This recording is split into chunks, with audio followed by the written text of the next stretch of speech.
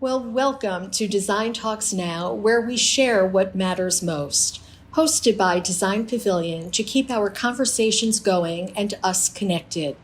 I'm Eileen Shaw, producer of Design Pavilion and Design Talks, and this month we're taking a look at parallel creative fields to learn what's on their minds and how they're addressing these challenging times and the many crucial issues we face. These female voices today were brought to our attention by Many Hats, a community and resource hub that celebrates and supports nonconformist creative entrepreneurs. Today, we spotlight documentarian Maria Finitzo, focusing on her latest film, The Dilemma of Desire, a feature-length vérité film about female sexual desire and the powerful gender politics that revolve around not acknowledging it. It's an intimate conversation among colleagues and friends about filmmaking, entrepreneurship, design, art, communicating, women's rights, and women's roles in the workplace, the classroom, the home, and the world. Maria Finitzo is a two-time Peabody Award-winning filmmaker who has won every major broadcast award, including most recently the Alfred E. DuPont Award for her directing on the series Hard Earned. Her films have screened in festivals around the world. She's an associate of four-time Oscar-nominated Cartemquin Films. And Maria is also a screenwriter and fiction film director. In 2014, she founded her own company, Film Arts Productions, to produce independent fiction films. Maria is joined by industrial designer Chang and artist Sophia Wallace, who were both featured in her film.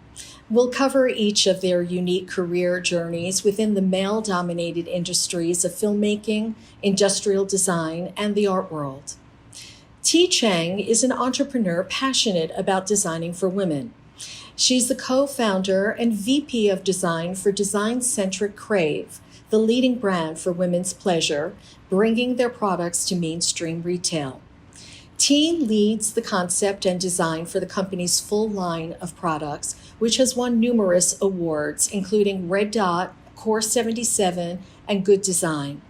She's an advocate and mentor for women and young designers and serves as co-chair of Women in Design for IDSA.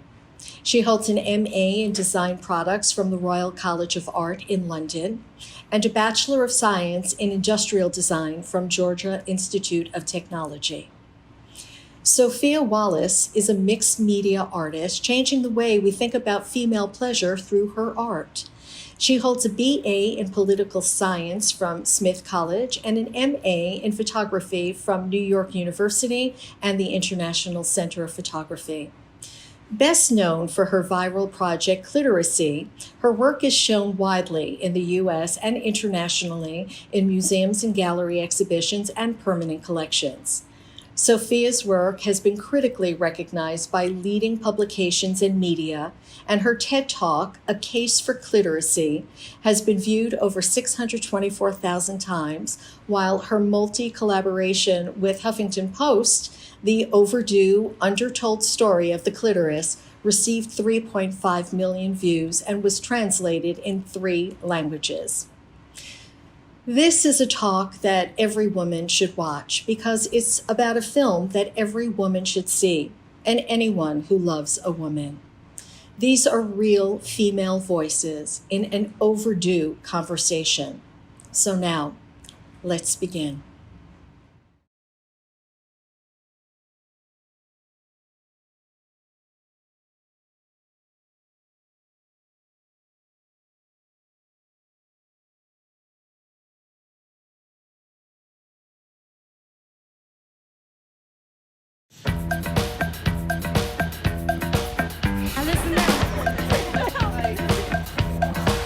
Now gather round. Now listen up. Gather round. About the rest of the class to chat with me about it. All right. You want to take the Peachtree dish now and put it under the dissection microscope. All of this started maybe about 2 summers ago. I taught a class called Biology of Womanhood. One of the chapters in the book that I was using as a text was entitled The Clitoris. And it hit me. I don't even know what this looks like. It's like, okay, let me get on Google. So I said clitoris, Google images, right? And the first thing that pops up was Sophia Wallace's work. I said, whoa, that's what a clitoris looks like? I just got really upset. As a woman biologist, how is it possible that I do not know what my own biology looks like? That's insulting, right? Okay, so you're mad. What are you gonna do about it?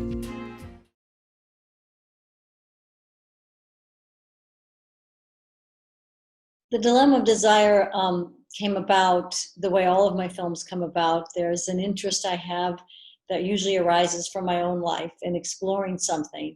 And so I go looking for a film. And I had finished my latest documentary, which was a film about race, class, and gender and life opportunities as they are impacted by those three things. And I really wanted to explore a film about women and sexual desire and the things that get in the way of them having agency over that desire.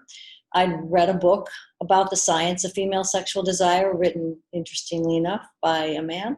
He went around the US interviewing scientists who were studying women and desire using women as subjects, which in itself was unusual.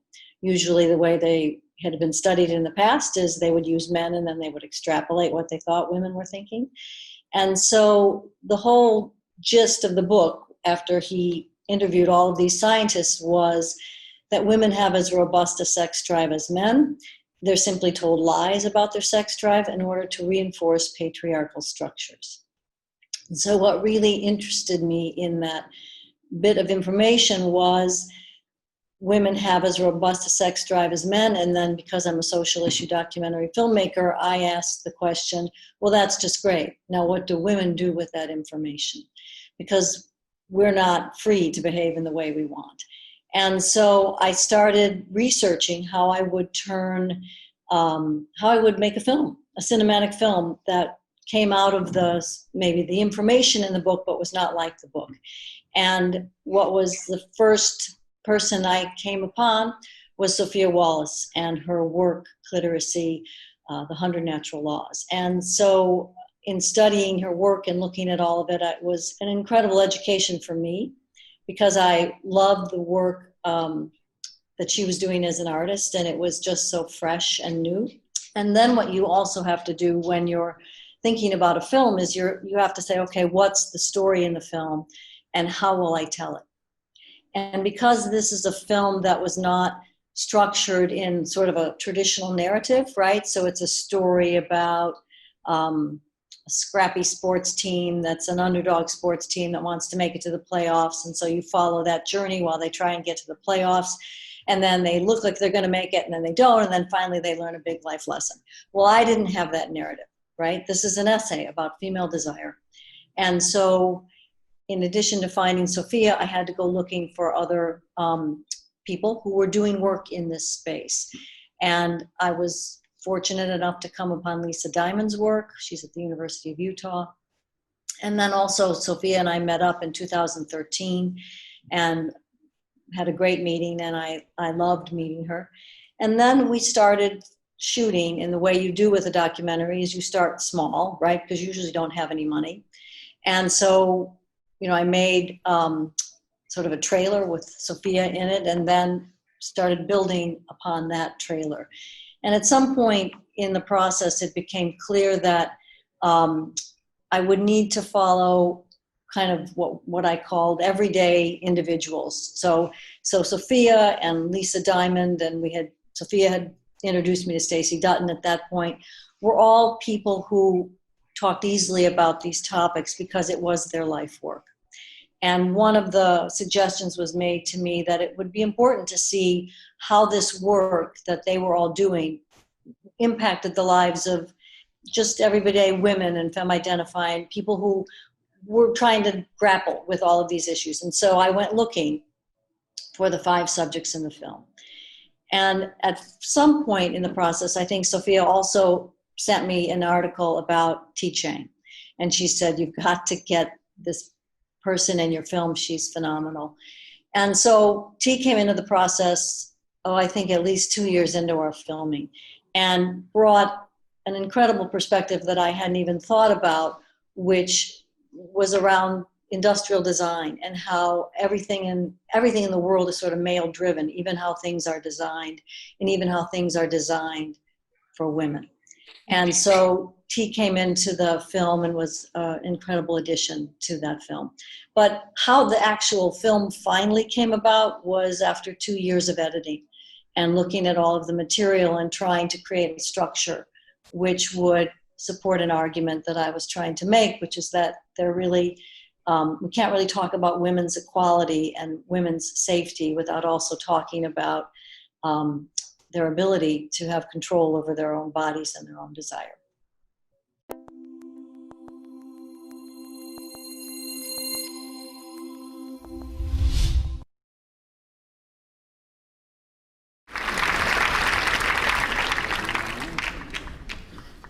Hello, Manchester. I'm so happy to be here.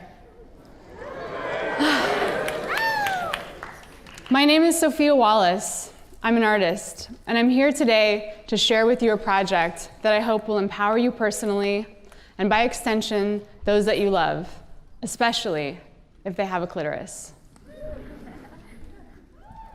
I have a background in political science, and I used to be doing solely photography. That was like my medium. I was really committed to that. I was really identified with this idea of like, I'm a photographer. And even just claiming that as like, I guess the first person in my family that had such a sort of whimsical art job was kind of a big step for me. I never in a million years thought I would be doing a project called Cliteracy. It was completely shocking to everyone, including myself. But in 2012, I happened to be out at this bar with a group of feminists, and I was at that moment pretty obsessed with the fact that all these representations that I was seeing was always sort of these things around penetration and implication of getting towards penetration, and then through penetration solely, she has some unbelievably amazing orgasm, and you never see anyone reach down and stimulate her clit the whole time.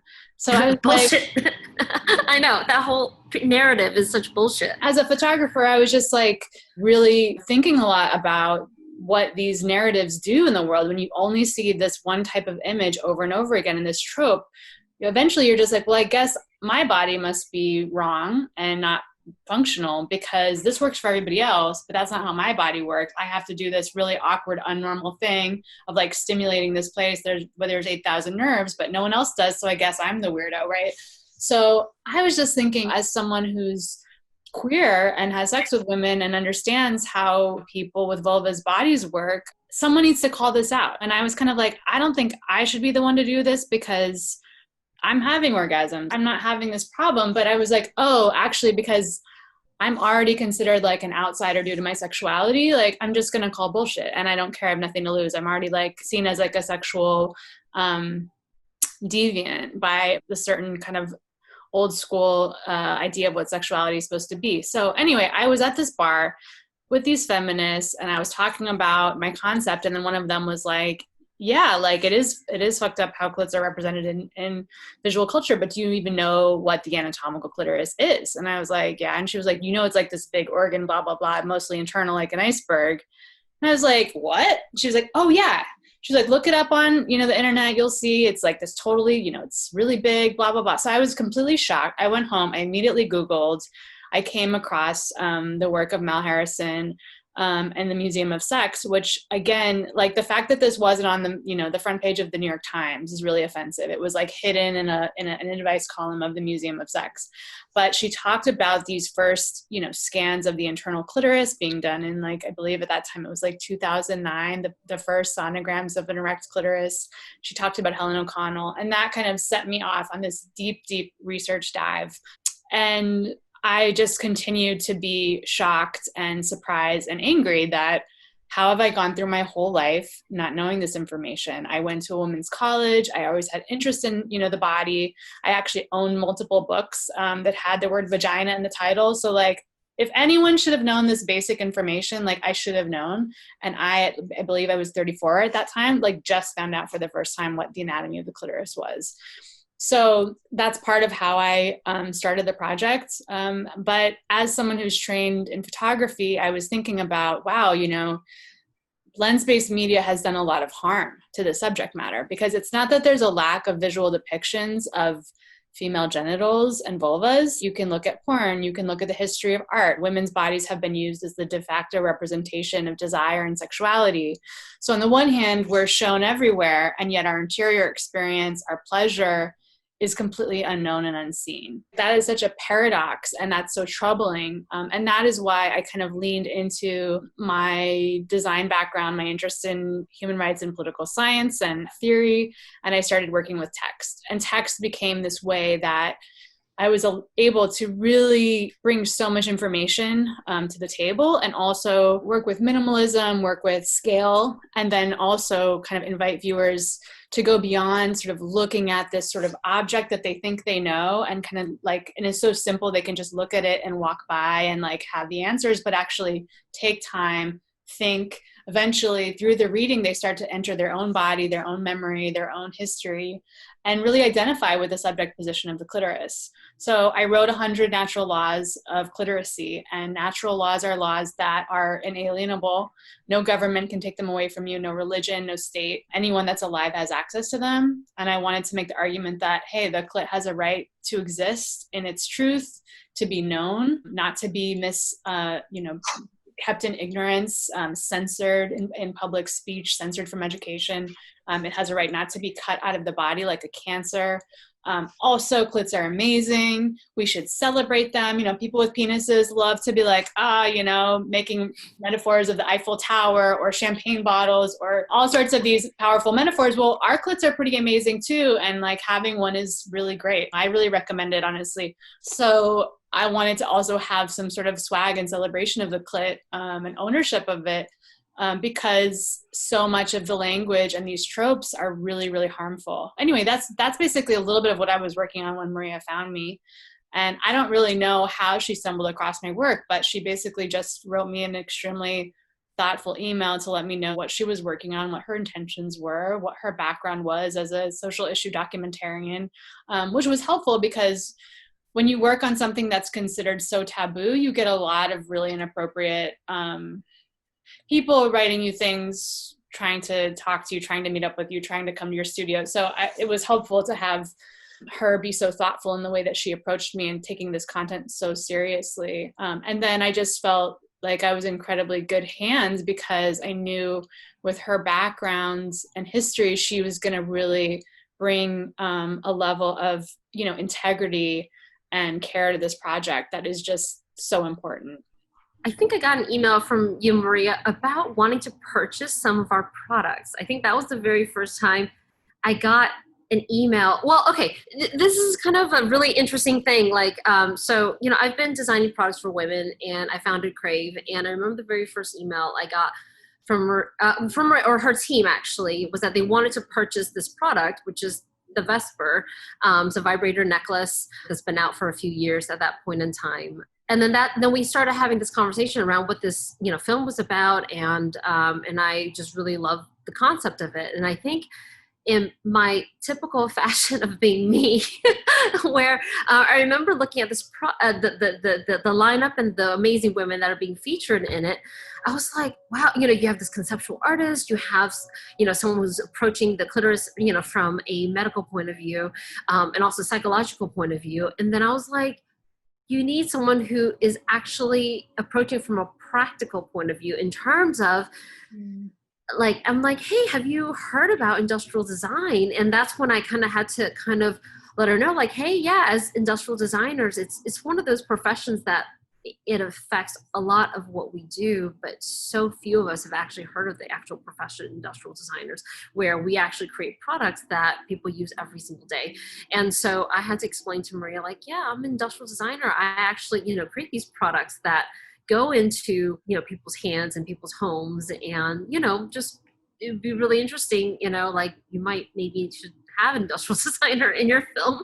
And I kind of just pointed that out. And then it's almost as if I was just like, yeah, I should be in your film, duh. But I mean, in a way that was just kind of more that I think it's not really her fault. Like a lot of people they don't even know what industrial designers do.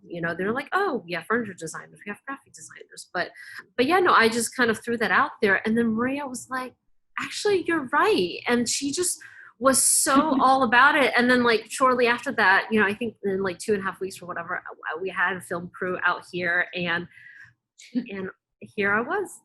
There I am. That's kind of really how it came about. That's such a good lesson in just for all of us creatives, though. You know what I mean? It's just to be like, you need this. You don't know that you need this, but you totally need this. And like, let's do it. I love it. And filmmaking is more than sort of many arts, is very collaborative. And so what's always great for me is that when I'm making a film, I get to learn a whole lot. And so when I had a conversation with T, and she made this incredibly impassioned pitch for why industrial design is so important, one of the things she pointed out was that we all use different products in our lives. And the products we use, if they're designed beautifully or made well, make us all feel good about ourselves. And yet women are stuck with ridiculous looking vibrators made out of plastic that are jokes. And so I really understood how she was saying that our pleasure isn't a joke, right? And so that was an important part of the argument for one of the things women have that get in the way of our having respect, is that we have products for our bodies which are jokes because they're designed by men. And so I was really taken with the argument she made for us. And also, T's a wonderfully vibrant, funny, appealing person. And so it was, we got to have her in the film. Yeah, I mean the interaction between people and products, and the thing that stood out the most to me about vibrators was that it all came with this feeling of shame. You feel like you had to hide it because they were so ugly, they were so embarrassing, they're these goofy shapes, goofy colors, and you just always felt like, oh, after I use it, I need to hide it. And as an industrial designer, as someone who designs products, like that should not be part of the experience. You should not feel embarrassed about them. At a minimum, you should feel like they're part of your life. And so that's one of my goals as an industrial designer, is to really create products that women feel comfortable with and they don't have to feel ashamed about. So yeah, I'm really happy that Maria, saw the value in what I do and how it just completely complemented the film, and incorporated me into the film. And I think it also, one of the challenges of this film, and I know Sophia understands this in her work, is there's so much discomfort around the names we use for women's genitals. There's so much discomfort around talking about our orgasms. And so people have a lot of shame about that. And I remember when we were filming with T, at the end of the film, I said to everybody on the crew, okay, I'm buying vibrators. Pick out the one you want. Pick out the one for your partners, but you're getting a vibrator. And then I called my daughter and I was describing them to her on the phone. And I said, which one do you want? Go on her website and pick it up. And after I got off the phone with her, one of the women working on the film said to me, boy, you have a really different relationship with your mother than I have with mine. And so this whole film was about being able to create conversations around topics which nobody wants to talk about. I know women in their 50s who don't want to say the word clitoris. And one of the many aspects about Sophia's work that is so brilliant is that it's so accessible. Like the text, the beautiful forms. And so as a filmmaker, her work was how I could reach an audience in a way that brought them into the subject as opposed to making them afraid of it.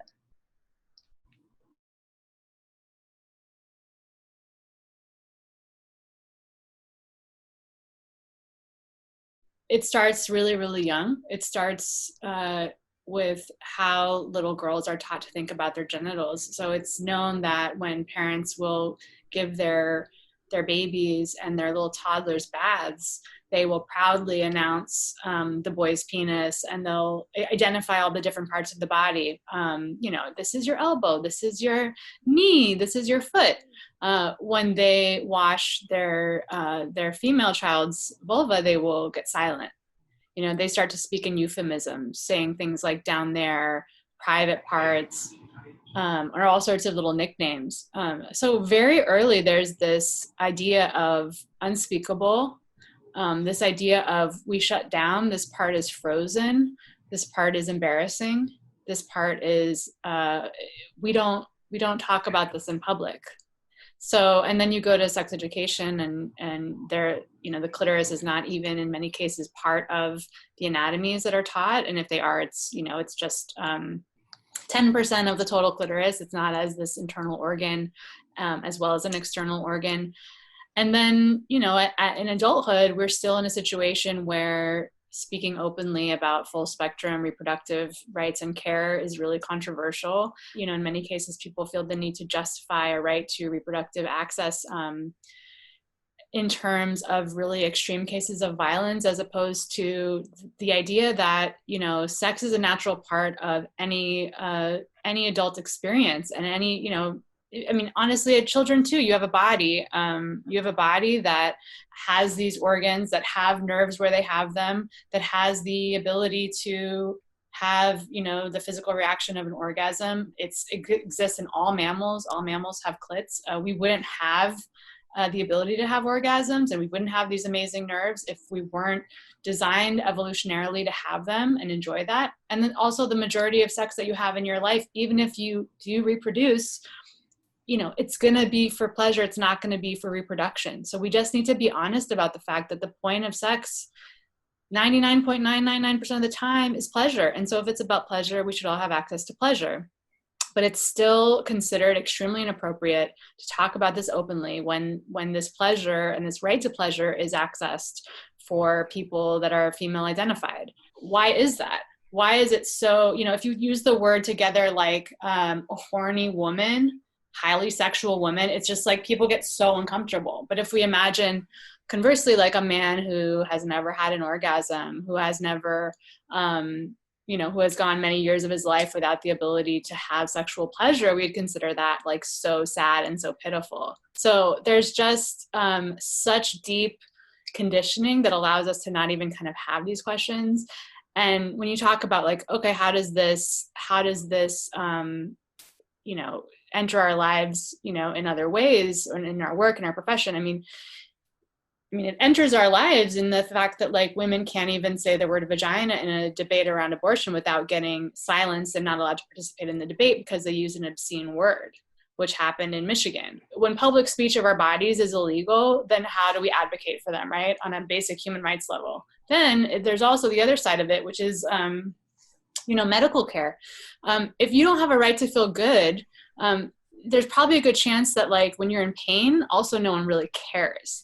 So if you think about the maternal care in this country, you think about the fact that like women are 50% more likely to die giving birth in this country than they were in 1970.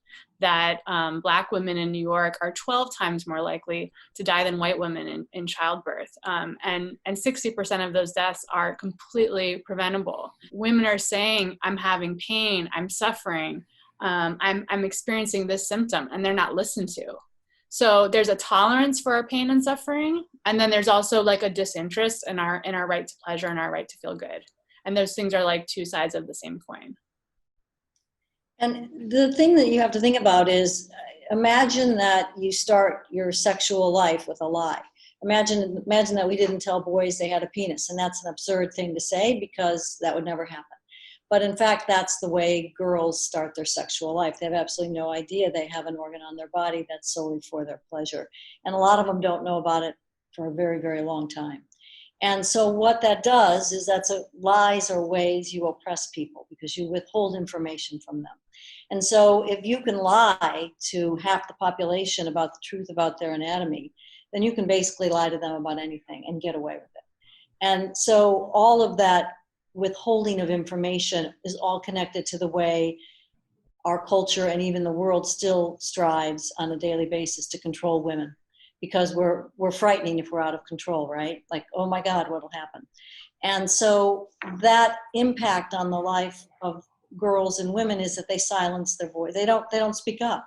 They don't speak up in classrooms. They don't feel entitled to ask for more money in a job. They don't feel entitled to be treated well.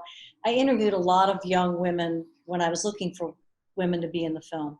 And I would ask them questions about what they did when they went out, if they were participated in hookup culture and all of those kinds of questions. And inevitably I would always say, well, what do you like about hookup culture? And they would say, oh, I really like it. It makes me feel really powerful in some ways. I just like it. And I would then ask them if they had an orgasm. And they would always say, well, no, but that's not why I do it. And so then I would say, oh, okay, well, why don't you have an orgasm? And inevitably the response would always be some version of, well, it just seems like too much trouble. So now you have an entire population of people, human beings walking around feeling like their pleasure, part of their humanity, is too much trouble. And I think that's on purpose, that's what we're taught. I don't think it's by accident. I think that's on purpose because it's another way of keeping people controlled, right? If you can lie to them about the possibilities of their body, then you can lie to them about the possibilities of their lives in the way that they might imagine for themselves. I love that. I mean, 100% what they said. They really summed it up really, really, really well. Can I ask you a question then, T? Because I feel like... Yeah, sure.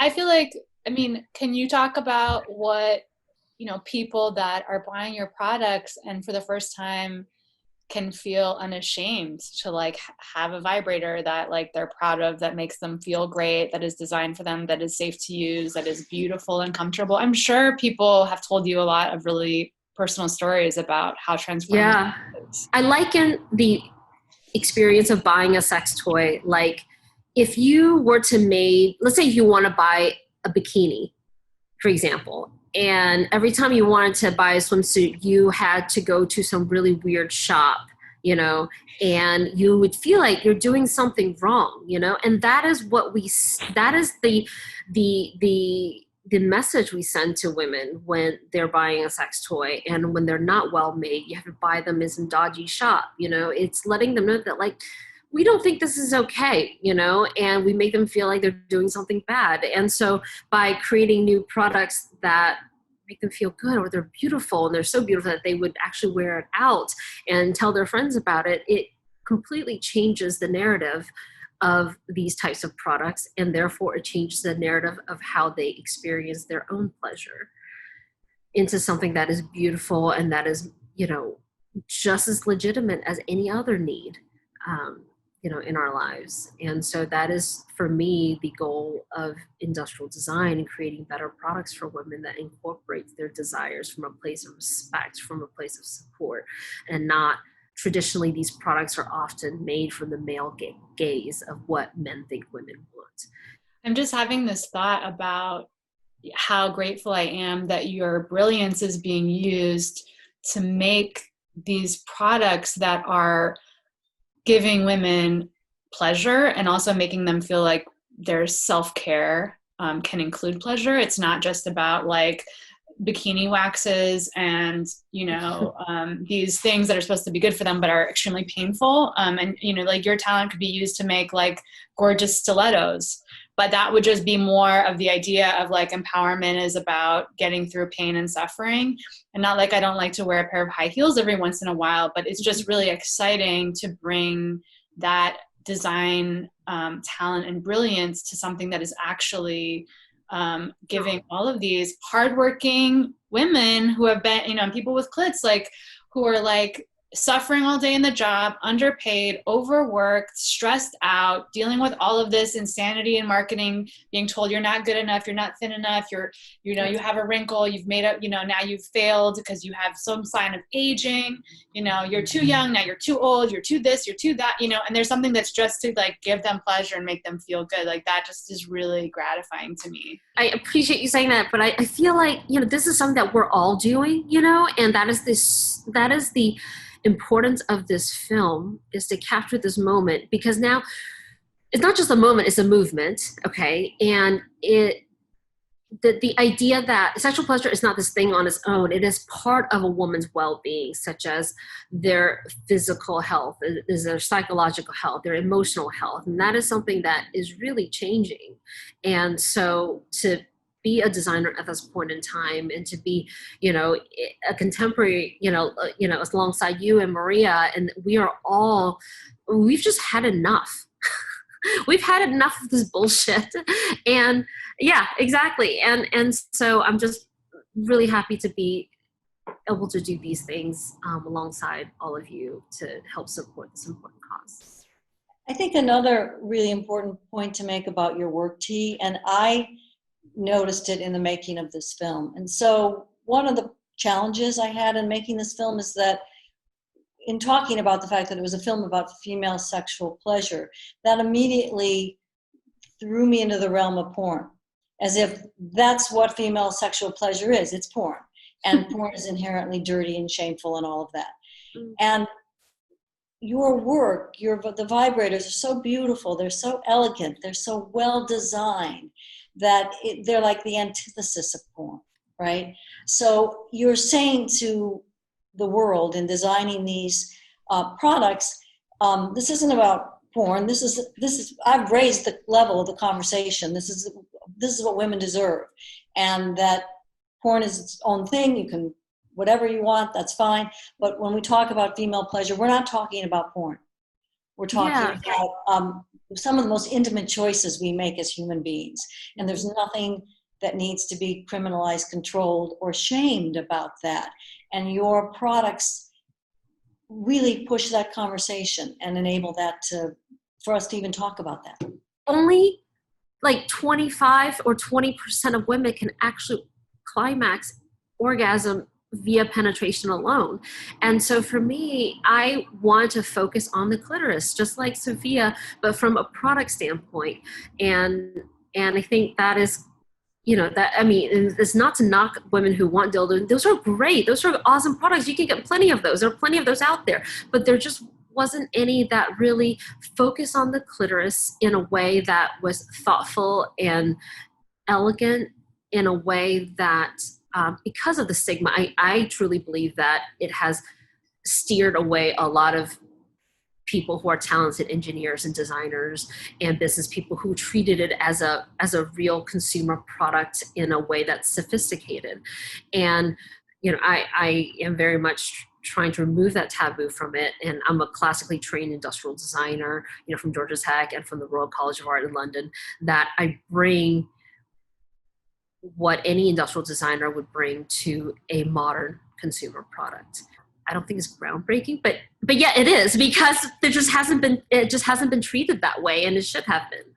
To me, using aesthetics as sort of a superpower to create social change, I think is really exciting. And it's something that I try to do a lot with my work, which is to use a vernacular that will reach a lot more people than think that they're interested in like so-called radical feminist art. But because it has whatever design, beauty, or sophistication, it's appealing, and people kind of are drawn in, and then they find themselves being like, oh, solid gold clit.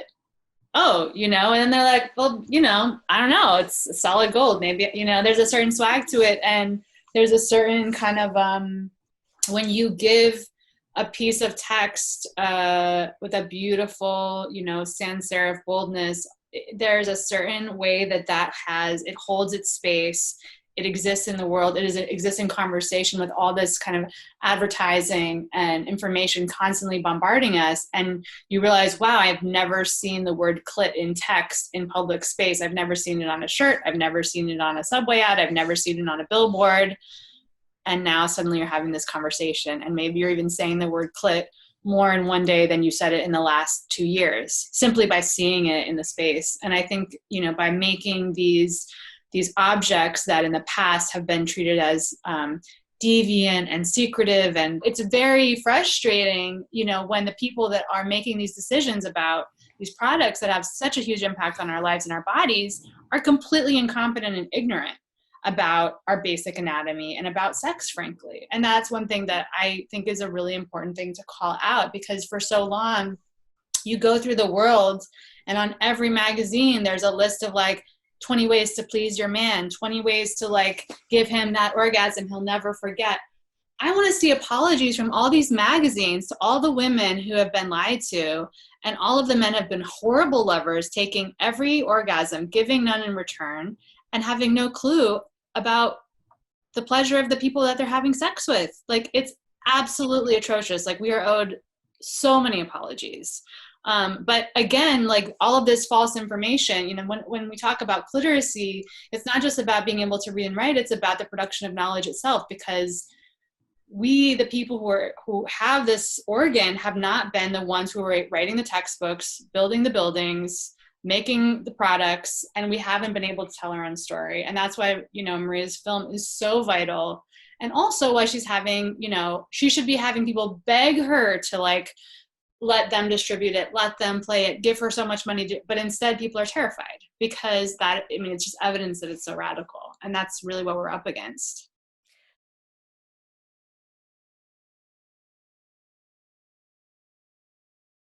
I'm a fundraiser. I'm a storyteller. I'm a writer. I'm a producer, which means I organize everything. I'm a director, which means I tell everybody what to do. I'm also constantly trying to come up with a creative way of telling a story, and so I'm a bit of a visionary. And I also think I'm the cheerleader, the captain of the team, and I have to keep my team together when they lose their hope that that's going to happen, or they get feedback on a cut that isn't what they thought it was going to be. And so I have to be kind of a mother hen cheerleader, which keeps everybody together, doing their best work. I'm an artist, which basically means, you know, I'm making things, I'm the cleanup crew, I'm the billing department. I don't know, all the glamorous and all the unglamorous parts of the job. I'm a parent as of 5 months ago, so that's like a whole cool new thing. I'm a wife of a wonderful, badass woman who I love. I'm a daughter. I love to cook. I have this side of me that's like this hardcore advocate. I think that my life experience really helped make me a much better artist with a lot more to share. I would say I'm an industrial designer, but I'm also a co-founder, which means very much I'm an entrepreneur. I've been working on this company and this, you know, movement for more sophisticated toys and opening conversations for almost 12 years, you know, building this brand. And so that, as part of that entrepreneurial hat, I mean, there's just so much I do. I mean, like Sophia says, you know, the glamorous and the unglamorous side. So yeah, and I'm also working on myself. I'm also, actually, I'm an aspiring cook. I used to hate salads, but now I can make actually pretty damn good salads. And also because of COVID, I would say, you know, I'm also my partner's barber, which is something I think, unfortunately, a lot of our loved ones have picked up as part of our COVID skills. And also, I think, you know, for me, I'm not interested in having children. And so for me, being a mentor to the community of women and designers and entrepreneurs, that is very important to me. And so I volunteer with Industrial Designers Society of America. I've done so for years because I want to continue to build on this community of designers and women and move that legacy forward. So, yeah.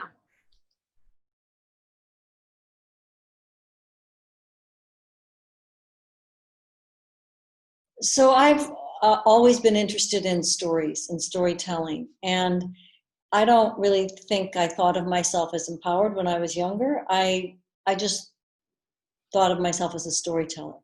But many of the films that I made were about the lives of women and girls and the obstacles they found in their paths to personal autonomy. And so it was something that just kind of happened every time I made a film, those themes were there. But my own personal empowerment, if I can talk about it now, kind of came in the making of this film. Because when I met Sophia at the age of, I don't know, what was I, 57 years old, and she showed me what my internal clitoris looked like, that was the first time I'd ever seen it. And I also realized at that time that I'd never had a conversation with my own daughter about that, and yet we had a very open and close relationship. So one of the things that's great about filmmaking, at least for me, is that I get to grow and change. And in making this film, I had to continuously fight against all of the filmmaking obstacles that came my way. No one wanted to fund this film. No matter what or how what manner I described the film in, or how I described it, or who I put in the film, and how I cut the trailer, there was always this sort of preconceived notion that what I was really doing was making a film about something that was shameful. And that because it was about women, it wasn't about the important issues of the day, right? So it just didn't measure up. And I got a lot of people telling me that it wasn't a good film. They didn't want to make it. I heard the word no so often. It was amazing. And I kept going, even though there was a lot of doubt in my own mind as to whether or not I would be able to pull it all together and make a film that was worthy of the women in my film, and that was also worthy of the importance of this issue. And there was a lot of doubt, okay, a lot of bad nights. And I just, at one point, sort of crossed the Rubicon, as it were, and just said, I'm doing it anyway. I know I can make this film a really, really good film, and I'm not going to listen to any of the naysayers. And they were everywhere. And when we finally got the film done, and it came out as well as it did, what we heard from audiences of all types was, this is an amazing film. We are so excited about this film. Thank you so much for making it. And that could come from an 80-year-old man or a 16-year-old young person. And the conversations they told us they were having with their mothers, with their partners, with their friends, were everything we could have imagined and wanted. So I thought I'd finally arrived, and that I would, simply be able to then put this film out there and everybody would want it. And what has in fact happened is that all of the gatekeepers, the big platforms, Netflix, Amazon, all of them are so terrified of this film that they either turn it down, or they offer me a very low amount of money for it, and I turn them down. And so even though I've now made a film which an audience, not even just a niche audience, okay, of say young people, right? A huge audience wants, craves for, and is so excited about, I still have a gatekeeper in my way in terms of getting it to the big platforms, right? Where filmmakers traditionally make the majority of their money. And there's a film out called Boys Town, and I haven't seen it yet, but it's about camp for boys where they come together in Texas and they create a democracy. Let's just put aside the fact for the moment that it's called Boys Town. Girls have the same camp, but there are no girls in the camp. Apple TV paid $13 million for that film. Now, I think it's a really good film.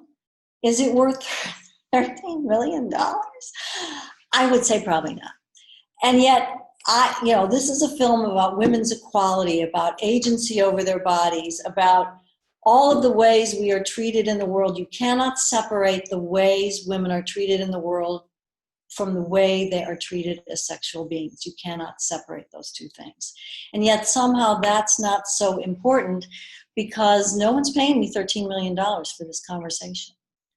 But they will pay $13 million for a group of boys to have a conversation about democracy. Not taking anything away from the film. I think it's probably a very good film. But there's something wrong here. And so that's what I'm still up against. And so even though in the process of making this film, I became very empowered, I now still have to keep pushing against the walls that are in my way. And they're huge, right? They're huge.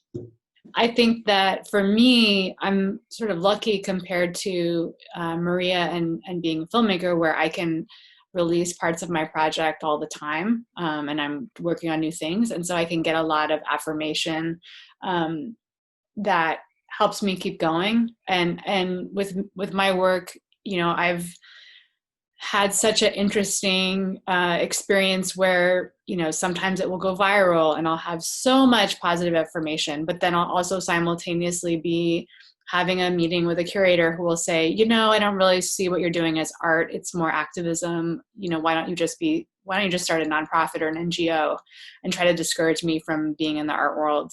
And, you know, sort of the exclusion from certain art spaces and then the embrace in other art spaces where I'm really lauded and included. It's a very interesting and challenging thing to, you know, be making work that is sort of at that edge of social change, art, and education. And that's what this work is. And it's, you know, and because the work has gone viral a lot of times, in my case, and I think T has experienced this too, you know, my work has gotten ripped off a lot. I've seen a lot of people making products that look uncannily similar to mine, or just ripping off whole parts of my writing on my website and it appearing in their stuff. Or if you look, you know, now the hashtag cliteracy, if you look, you know, search on Instagram now, there's just all sorts of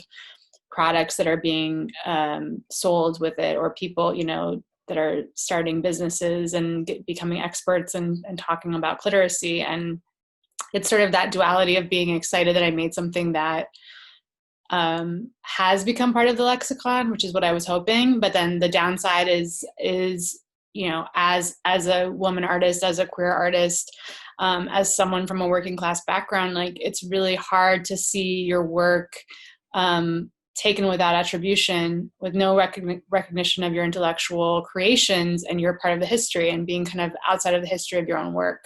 In art, it really matters, like, who offered an idea at a time when it was relevant, who was, like, you know, innovative. Like, those things really matter. And so I think we really do have to, like, put our foot down as artists and try to protect our intellectual property. And it's really difficult in this time because we're all, you know, encouraged to be, like, promoting all the time on social media and sharing our process and sharing new work.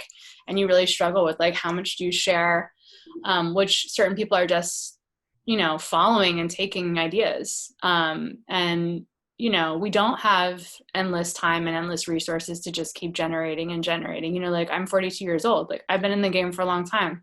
I have a master's degree. Like, you know, I'm not starting out, like, I'm mid-career now. And on the one hand, it's great to have, like, the honors and recognition that I have. And I'm really grateful for that. But it's also just, like, I have to basically continue to sort of uphold my own worth, and uphold the worth of other people that I'm working with. Because if you just leave it up to the market, it's just, you'll find yourself once again being undervalued. And this is just, I think this is a situation that any kind of person, particularly that falls into a so-called minority category, you just always find yourself being undervalued. And it's, you know, it's a challenge, frankly. Yeah, absolutely. I mean, as, you know, a woman of color, also an immigrant, dealing with this inequality it's been my whole life. And I've become better at recognizing it. But what I've become the best at is calling it out. And that is something that I am still doing to this day. When someone, you know, uses, you know, writes an article about me, but yet doesn't have a single photo of me in it, you know, and it's like, what? And then they put a photo of a white woman on. I was like, what are you doing? You know? And so to this day, I'm constantly still having to correct authors and, like, fight for that recognition and ask for it. And so that's something that I've become much less shameless about, because this is my work. If you're interested in my work, then then you need to credit me for it and whatnot. I mean, as far as our products are concerned, yes, there there are issues where people create things that are inspired by my work. And luckily for us, we have a pretty strong patent portfolio in that, like, our necklace is, very well patented, and we have other technology and things like that. So that's a lot of money. That is an investment that you have to make, and it's not something that you can just easily do. And, it's unfortunate, like in the adult novelty industry, which is a lot of vibrators and whatnot, they copy all the time amongst each other. And so when you have something that's original, if you don't protect it well, we are seeing things like that for sure. But overall, it's just, as a female, you have to advocate for yourself, period.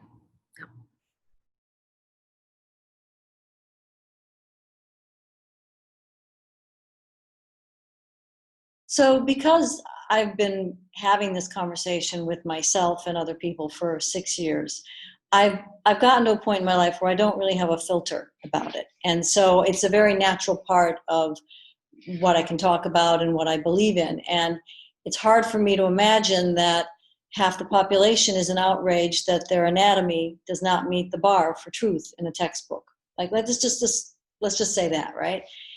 And what I think I've found is that there are two things at play here. First of all, we still live in a very misogynistic culture.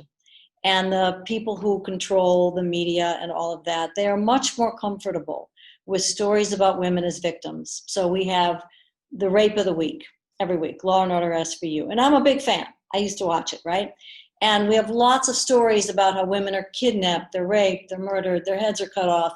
Horrible stories. Those are all over television. Okay, but I made a film about women's empowerment and women's entitlement to be treated in the same way that men are treated as it relates to their bodies and their sexual desire. And that's not really something people are all ready to embrace, including women. And part of the problem is, I had a woman tell me at one point when I was pitching the film to her, can you give me some language so I can pitch this to my male bosses?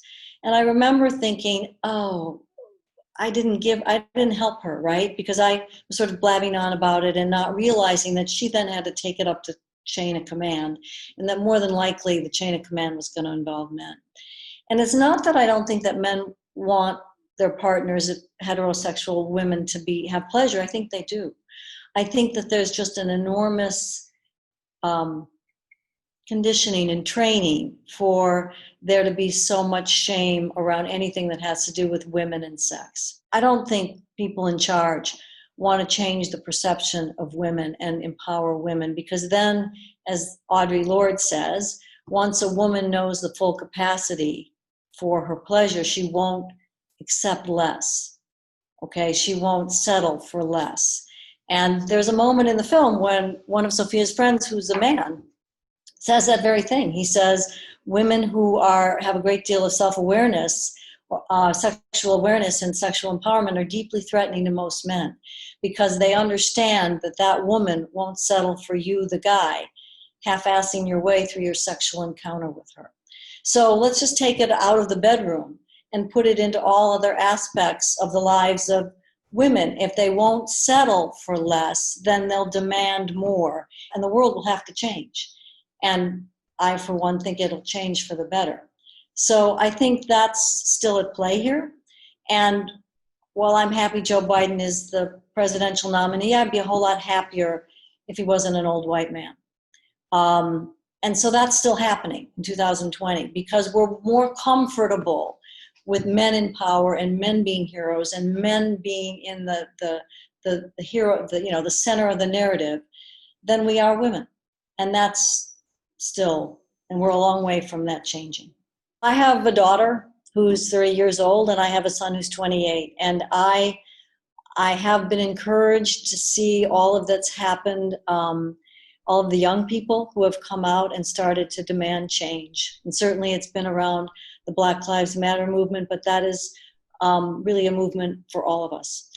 And I'm excited and encouraged by their passion and their demand for things to change, right? And in making this film, I also was able to meet a lot of young people who were not willing to accept labels, the labels that I grew up with. Okay, you were male or female, and you were heterosexual or you weren't. And that was it. And in making this film, it's been really exciting to see how a lot of young people are saying, no, I'm not going to identify. I'm not going to label myself. This isn't for me anymore. And it's a very empowering and liberating way to start thinking about your lives. And so that's very exciting for me. And I'm hopeful about that my children won't have, won't be told all the ways that they can't be whatever they are, right? That they can now imagine their lives in whatever possibility it could be. I also believe that there's a lot of work that has to be done, and that when the push starts to happen, the reaction against it is going to be fierce, because there's a lot at stake to lose for those in power. There's a part of me that's afraid, and afraid for my kids, and afraid for the young people of the world, thinking about what's going to come when they demand that things change, because they don't change easily. And power is never given, it has to be taken. So I'm hopeful, I'm inspired by what I see, but I'm also, because I probably am of a certain age and can look back on the way the world has gone, I'm also a little frightened, because I know this isn't going to be an easy fight. It's not going to happen easily. And we all think that if Trump is not elected in November, that we'll go back to a time when there was none of this horrible white nationalism and horrible hate and malice in the world. But in fact, that's not true, because it's not just him. He represented an entire group of people who finally felt that they finally had someone who spoke for them.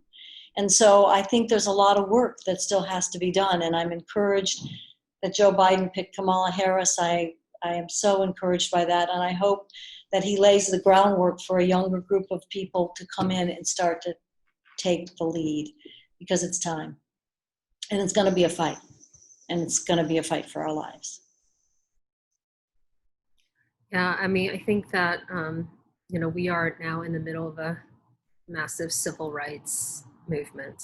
How we decide to apply our energy, how do we decide to contribute, how we move forward, even as companies, as individuals, as creators, it's putting us on the side of history that you want to be part of. And I want to be on the right part of the history that's supporting this movement. And I'm hopeful that because of this collective civil rights movement that we're in, that we are moving forward for the better. And we may take a few steps back, which is kind of what we've seen of this presidency. But I'm hopeful that moving forward, women are not paid 82 cents per dollar to the man.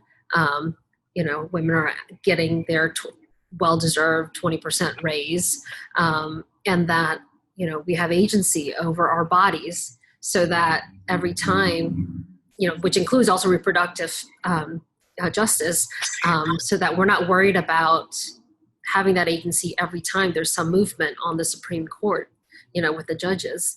So I really hope that those are some areas that get a lot better. I really appreciate what both Tia and Maria said, and I would just add that I think that the arts and design and creation is a really wonderful tool towards creating change, because we need to imagine new futures.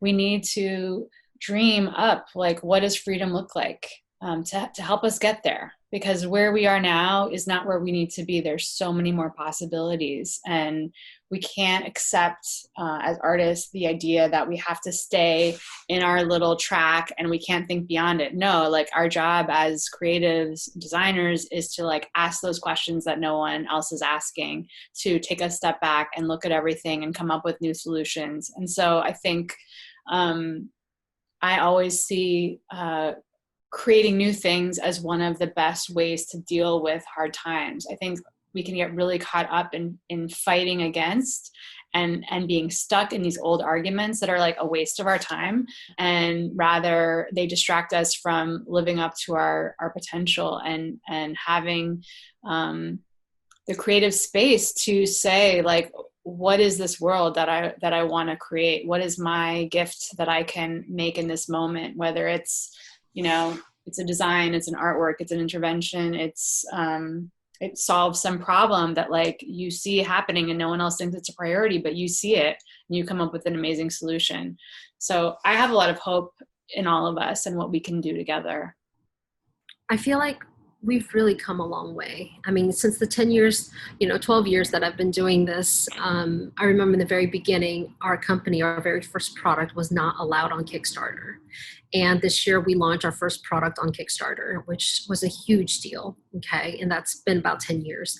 I remember 6 years ago, we were not allowed to go to CES, which is the world's largest consumer electronics show on the planet, because women's pleasure products were offensive and inappropriate, according to CES at that point in time. But this year, January, pre-COVID, which seems like a lifetime ago, we were there as the first batch of companies that were allowed to officially be on the show floor with women's pleasure products. And so that to me are just like these really hopeful indicators. And also just this month, we are part of a MoMA pop-up shop that is focused on the innovation of women. And so as designers, this is a huge validation, not only for me, but also culturally, that our highest institution feels that our pleasure is worthy, of mainstream and importance, for conversation moving forward. And so I think, these are all great encouraging points that I have to constantly remind ourselves. And these are the things, with Maria's film, Sophia's work, my work, all of us together, and so many other women that are working on the same things, advocating for the same things, we're making these changes happen. And so I just want to remind, everyone, these are some really nice points that shows that we're trending hopefully in the right, direction. So I'm really grateful for this opportunity to have this conversation with all of you today and to focus on the work of all of the amazing women who are with me in the film.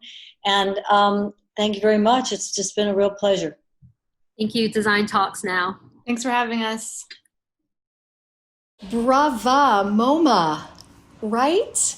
Well, thank you, Maria, T, and Sophia. You might be wondering, why are we talking about female sexuality and the clitoris at a design talk?